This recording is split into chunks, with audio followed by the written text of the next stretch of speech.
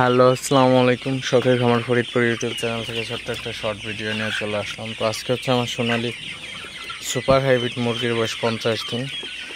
তো 50তম দিন সকালের আপডেট আপনাদের সাথে শেয়ার করব। তো আপনারা দেখতে পাচ্ছেন আমি মুরগিকে মাত্র পানি দিয়ে দিলাম সকালে 8টায়।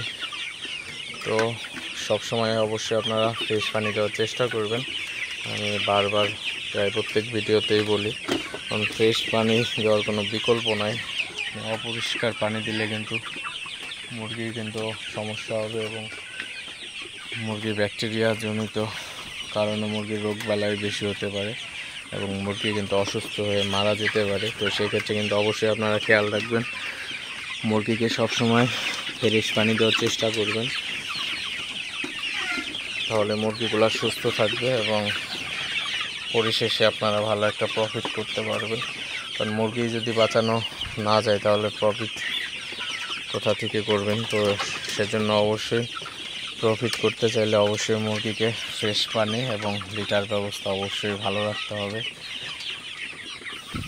তো যারা মাচার উপরে মুরগি পালন করেন তাদের কিন্তু কোনো সমস্যা হয় না তেমন। অনেকাংশে মুরগি কিন্তু ভালো হয়, মুরগির গ্রোথ ভালো হয়, মুরগির অসুখ বিসুখ কম হয়।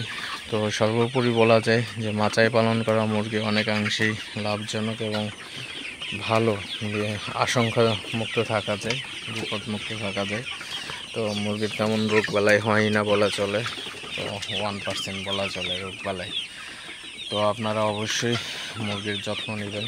তো মুরগির যত্ন ছাড়া কিন্তু মুরগি ভালোভাবে লালন পালন করা যাবে না। তো অবশ্যই মুরগির পরিচর্যা ঠিকঠাক করতে হবে, তাহলে কিন্তু মুরগিগুলো ভালো থাকবে, সুস্থ থাকবে এবং মুরগি থেকে ভালো একটা প্রফিট হবে ইনশাআল্লাহ। তো আমার 2টা সেটে মুরগি আছে। তো আমার হচ্ছে মাচায় একটা এবং ফ্লোরে একটা। তো ফ্লোরের তুলনায় আমার মাচার সেটে কিন্তু মুরগির অনেক ভালো, অনেক গুণে ভালো আছে।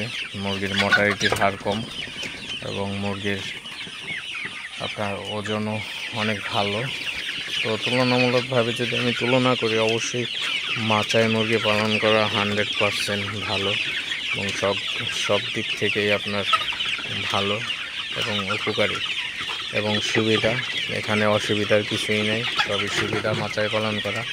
তো অবশ্যই আপনারা চেষ্টা করবেন, যারা নতুন খামার করার উদ্যোগ নিচ্ছেন বা নেবেন, তো অবশ্যই আপনারা মাচায় ফার্ম করার চেষ্টা করবেন।